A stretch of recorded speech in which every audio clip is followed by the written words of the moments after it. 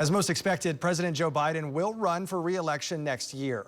The Delaware Democrat formally announced his plan to seek another 4 years in office in a 3-minute video released this morning. Our Washington bureau chief Alex Cameron is at the White House with more on how this race is now shaping up. With the national approval rating hovering around 40% and disapproval over 50%, President Biden will now work to convince Americans to give him a second term, to let him, as he says, finish the job.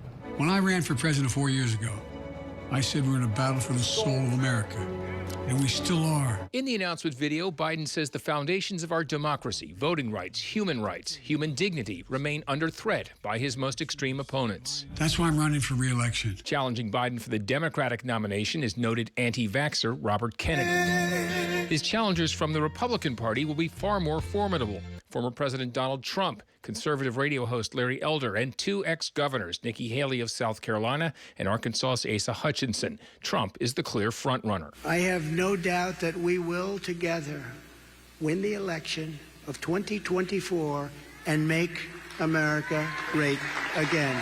But many still expect Florida Governor Ron DeSantis to jump into the race, likely posing Trump's biggest challenge for the GOP nomination. And he could potentially be joined by South Carolina Senator Tim Scott, former Vice President Mike Pence, ex-Congresswoman Liz Cheney, even New Jersey's Chris Christie. At 80 years of age, Joe Biden is already the nation's oldest president. And if he were reelected, he would be 86 at the end of his second term. Let's finish this job. I know we can. And some perspective on Biden's age. In 2020, Jim Inhofe was turning 86 when Oklahomans overwhelmingly reelected him to another 6-year term in the U.S. Senate. He retired after 2. At the White House, I'm Oklahoma's own Alex Cameron.